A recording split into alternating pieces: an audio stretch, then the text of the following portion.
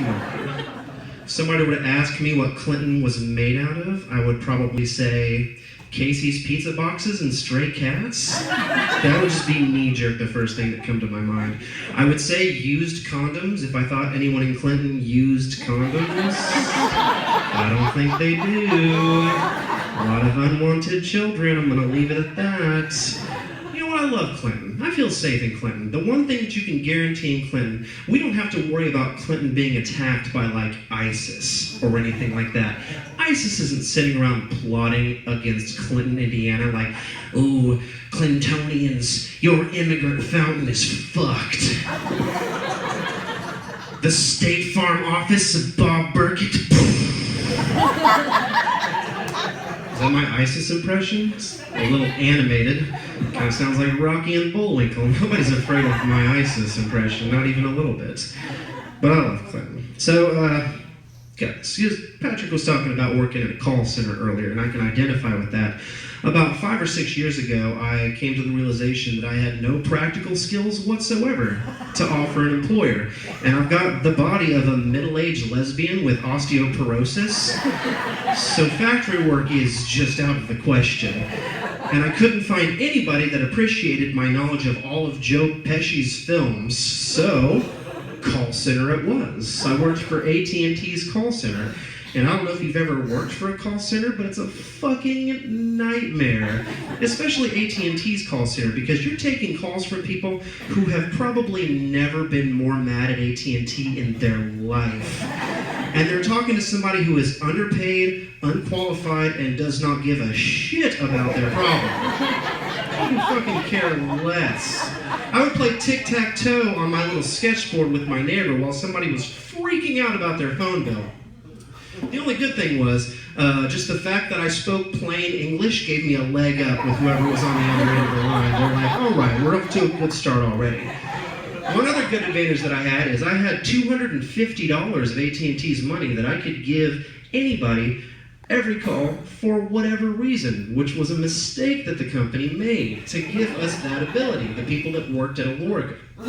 Basically, people would bitch for a couple of minutes and I'd be like, listen, if I give you $250, will you leave me alone so I can take my lunch break on time? 100% of the time, it worked like a fucking charm. Some of the calls that I would get from people are mean over the phone. They're fucking mean. I answered the phone once and I was like, thank you for calling AT&T. My name is Michael. What seems to be the problem? And he was like, hey, you listen to me, you ugly little mama's boy faggots. And I was just like, how do you know? What was he mad about? A $5 late payment charge on his bill. That's what had him hot under the collar. He's like, so are you gonna do anything about this? And I was like, oh, what? Oh, I'm sorry. I was sending dick pics to ugly men and asking my mom if she wanted to do anything tonight after I got off work. What was your piece of shit problem that you had? I apologize. I got some scary, weird calls too. Like I had a guy once, he called and he says, I don't get any cell phone reception in my house. And I'm just like, oh, well, have you tried standing next to a window? And he was like, no. I don't get any cell phone reception in my basement. And I'm like, well, sir, nobody gets cell phone reception in their basement. That's not how cell phones work. I was like, you cannot find a service provider that'll give you clear reception in your basement. He's like, I have to make calls from my basement. And I was like, sir, you are going to have to make anonymous phone calls to your hostages' families from your breakfast nook because you're not doing it from your fucking basement, sir! I had a guy call once. I had just gotten back from my lunch break and I clocked in and took my first call and he was like, you have to help me find my daughter. And I've got like action music playing in the background, like Liam Neeson and Taken style music. And I'm just like, sir, did you mean to call 911 instead of 611? And he was like, no, this is AT&T, isn't it? And I was like, fuck, yes. And he was like, you need to pull up an app or a program, do whatever you need to do to help me find my daughter. Her life may depend on it. And I was like, sir, I just got stoned with my friend Trevor in his garage on my lunch break. You do not want to enlist me to help you with this problem, I can assure you. And then he stopped for a second. He's like, Oh, wait, never mind. She's home. I just heard her car door. And I was like, sir, you need to stop smothering your daughter.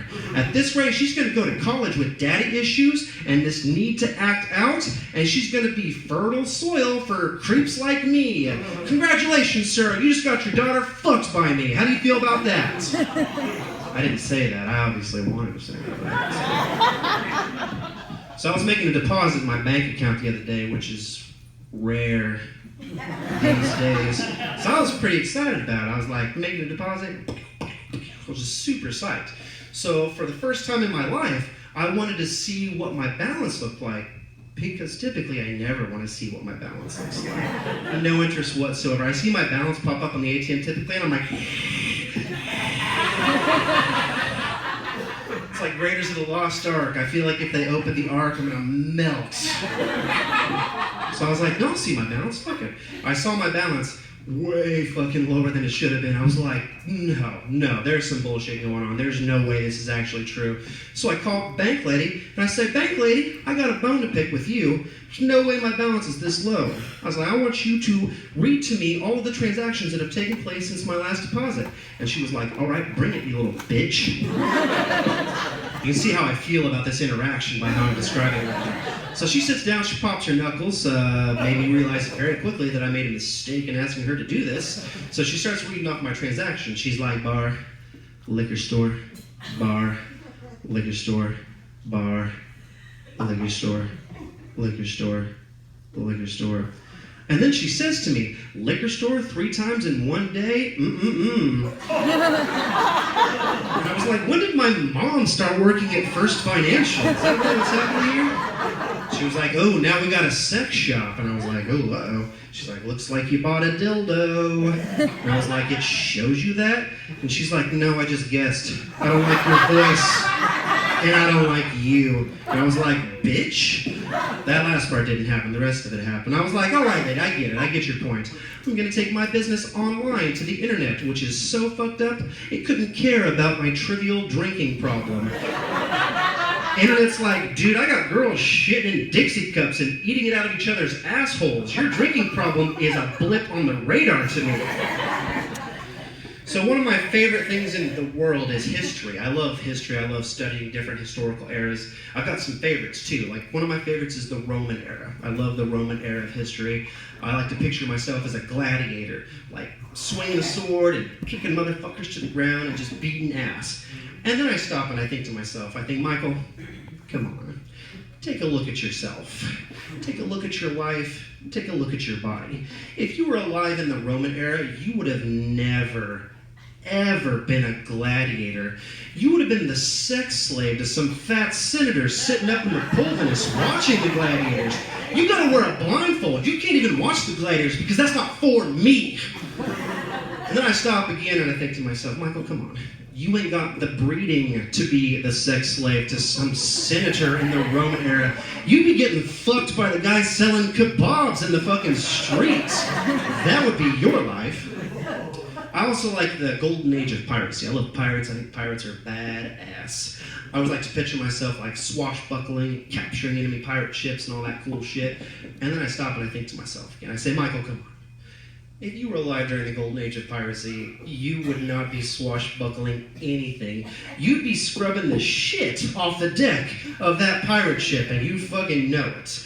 And then I stop and think to myself, Michael, come on. You don't have the upper body strength to scrub the shit off the deck of a pirate ship. You'd be getting fucked by the guy scrubbing the shit off the deck of that pirate ship. And then I stop altogether and I think, Michael, come on, let's be realistic. With the medical complications I had as an infant, I would have died in infancy in both of these historical periods. The Romans would have tossed my ass in the Adriatic Sea. They wouldn't have even given me a chance. You know, I was talking to somebody the other day and I was like, you know, a lot of my jokes are a little heavy on the rape aspect, but it's like dude-on-dude rape, so that's not as big of a deal, right? And the guy's like, I don't know if this is traditionally how you approach job interviews, but you should probably rework your strategy. So, I got an adult coloring book for Christmas, Not like one of those ones you get at Books A Million, like the ones that help you relieve stress, the adult coloring books. I'm talking about like an adult coloring book with people fucking each other. I got one of those for Christmas, and the first thing that I did was color all of the men in it just as black as the night sky. Like Ace of Spades black, Wesley Snipes black. I think I used a big pen black. I left all of the women snow white, and I drove to my father's house on Christmas morning and stuffed it in his mailbox. That could use some context. My dad's one of those guys, God bless him, he's one of those guys where he's a racist, but he doesn't think he's a racist. It's just the way he feels about things. He'll often start statements with, "I'm not a racist, but..." And anytime somebody says, "I'm not a racist, but," they're about to drop a racist ass bomb on the conversation. He'll say things like, "I'm not a racist, but I don't think that black people and white people should be able to get married." And I'm just like, Jesus Christ, Dad. I was like, that's like some Depression-era racism. It's like, you don't have this conversation with people you work with, do you? Please say you don't. And he'll be like, "You know what else?" He's like, "I think that black guys look weird on motorcycles." And I was like, well, that's not racist. That's just true. Everybody knows that. That just looks strange. My dad and I had a very interesting relationship, but when I was a little kid, I was probably 7 or 8 years old. You guys know the song Waterfalls by TLC? You know that song, like, "Don't go chasing..." Don't make me sing the whole fucking thing. You know the goddamn song. When I was like 7 or 8 years old, I could rap every single word to Left Eye's little rap solo in TLC's Waterfalls. I fucking nailed it. My mom thought I was the smartest kid in the fucking state. My dad thought that I was gay. He's like, "That's a little gay person, you know, blossoming into an adult gay person." My mom would be like, "He knows every single word, he's gonna be a fucking astronaut." My dad would say, "He knows every single word, he's gonna be in gay porn, and we share a name."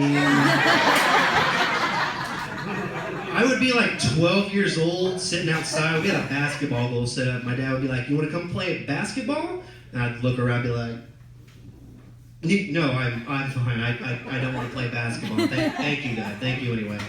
He'd be like, "I bet if there was a naked dude out there with a boner, you'd go and bounce some balls around." Be like, "Thank you, Dad. I'm 12 years old. That really helps my developing self-esteem. I appreciate that." When I was a senior in high school, I went and told my dad that I got a role in The Sound of Music. And he was just like... He's like, "You were just gayer than 5 dudes blowing 6 dudes, ain't you? Ain't you, my boy? My boy." I'd be like, "You're very funny, Dad. Whenever I go on a school shooting, I'll make sure you're featured heavily in the notes that I leave." So say some of these jokes, Pops, because you're going to be repeating them in front of a documentary film crew in 10 years. So stay funny, stay funny. When I told my dad that he was going to be the grandfather to a bastard child, I thought he was going to be pissed. No, dude, my dad was fucking psyched. He was like, "Well, at this point in your life, I thought you were coming to me with this conversation saying something to the effect of, 'Dad, this is my black husband, Mark, and his dick looks like 3 dicks wrapped up with electrical tape. So this is amazing for me right now.'" I'll leave you guys with this last story. It's troubling, so strap in. So I have an overactive, almost feral sexuality, and I don't like to take responsibility for my personality flaws, so I have somebody to blame. I blame my grandma. Stay with me. I was hesitant to tell the grandma joke in Clinton because she's from here, and if you guys knew my family, you probably knew my grandma. But I just told myself, I was like, what would grandma say if I asked her if this was okay? And she's passed away now. My grandma would be like, "I'm dead. I could give a fuck." So here we go. So, when I was young, I had reason to believe that my grandma was maybe a little bit of a slut. And it's okay. No judgment whatsoever. Little sluts make the world go round. Little observations when I was younger led me to come to this realization. Like, I would find a blonde wig in her bedroom, and I'd be like, "Grandma, what's this?" And she'd be like, "Oh, that's my bar bait." When I was younger, that meant nothing to me. Now that I'm an adult, it means Grandma was getting plowed by working-class drunks outside of Boatsy's 3 nights of fucking week. Now, me and my brother, we were some snooping-ass motherfuckers, as kids that age are wont to be. Now, we were led to believe our intelligence suggested that my grandma was stockpiling some weapons-grade pornography somewhere in her house. So we let her out of the trailer with a clever ruse and went to fucking work trying to find this shit. Now, this was before the digital age of porn. This was the 90s. We had to work for our fucking smut back then. This typically involved violating the privacy and confidence of a close friend or family member. It's just what you did to find pornography. We found the El Dorado of pornography. There was like a golden light shining down on our face as we opened this closet door. It was every medium of pornography. Books, VHS tapes, magazines, the whole fucking shebang. Now, the only problem was almost all of this porn was exclusively from like the 70s and the 80s. Now, I don't know if you've ever seen porn from the 70s and the 80s, but it's essentially just matted clumps of fur bouncing off of each other, spraying sweat and sex into your eyes. It was like 3D. Porn was too real back then. Like, there were no touch-ups, no Photoshop, no beautiful, perfect bodies. It was real. It was in your fucking face. Just flab and gristle and blotchy skin just convulsing. I could have been a fucking porn star in the goddamn 70s. And I look like a pot-bellied Gumby. So that tells you what the rest of the porn stars look like. Now, there was some dark shit in my grandma's closet. We're talking like angry midgets and misunderstood hermaphrodites. I shit you not. And that is no way for a 12-year-old to discover sexuality. I may have had the body of a 12-year-old, but my libido accelerated dramatically. I had the libido of a 40-year-old sucking on a fucking toothpick at the end of a singles bar wearing a gold chain and a leisure suit. Explains a lot about me today for anybody that knows me personally. Do you fucking get it now? Get it now? So finally I got to the point where this was just too much to handle for me. I was having nightmares of drowning in sweat and choking on pubic hair. I was like, I gotta fucking get rid of this. So piece by piece, I hawked off the entire collection in 6th grade to Rosedale Elementary School, sending a generation of Park County boys into the world with a lewd and very unfortunate understanding of sexuality. I was like a chubby little Larry Flint. It was an incredible. It was the most money I've ever made in my life, respected to my current responsibilities. Fast forward 15 years. Grandma, God rest her soul, takes the long, hard dirt nap. My father and I are tasked with cleaning out her home. Needless to say, we were a little uneasy about this prospect. Now, before I proceed with this story, I just have one piece of advice. If you take anything away from this set, guys, please, before you die, make sure you have a friend that will, in the event of your unlikely demise, run to your home and clean the entire fucking place from floor to ceiling. You'll save your family a lot of grief and confusion and anguish and disgust. Trust me, it's for everyone's best. Guys, the shit that we found in my grandma's fucking trailer, oh my God. It looked like there'd been a fucking chemical explosion at the adult bookstore off of I-70. I'm surprised she didn't have a hidden glory hole drilled into her wall. I can't even talk about half the shit that I found because my attorney has advised me not to. And the dildos. My God, the dildos. Just a rainbow, every size, color, shape that you could possibly imagine. A cornucopia of fake cocks.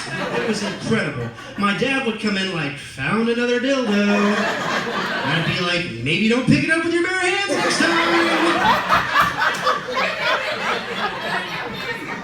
You guys ever seen a drawing of 2 Great Danes A-framing a fat black chick? Have you? I have. Now you know why I am the way that I am. Going through this stuff and wondering just how well I knew my grandmother, I found this adorable little caveman doll. I was like, aw, something not fucked up. This is adorable. He had this big, long, bushy beard, and I'm like, oh, this is fucking cute. I was like, Dad, something not fucked up. Come check it out. Lifted up his beard, big old floppy caveman cock, just swinging in the wind. I was like, false alarm. No, it's got a dick. Oh, huge, obviously. Yeah, it's fucking enormous. Now, obviously, I got rid of most of this shit, because nobody needs that dark erotica sharing a living space with them. That's how you invite sex demons to molest you in your sleep. However, I felt this strange compulsion to hold on to a couple of these grotesque artifacts. Big old floppy dick caveman, a ceramic cock painted to look like Jesus Christ, and a trashy dime novel about interracial bestiality. I just couldn't part with it. I don't know what it was. I couldn't bring myself to do it. Now this compulsion, in conjunction with a book on witchcraft we had found in her bedroom, led me to believe that my grandma is actually using these sexual treasures as horcruxes and storing parts of her soul in them. Which is fine, if that's how she wants to do, that's fine. But if my grandma ever makes any discernible effort to resurrect herself, I'm gonna go around stabbing each of them with a sharpened dildo dipped in KY jelly. That'll keep that dirty whore on her side of the ethereal fence. Guys, that's all I got today. Thank you, Nick Mack. Thanks everybody for coming out. We really appreciate it.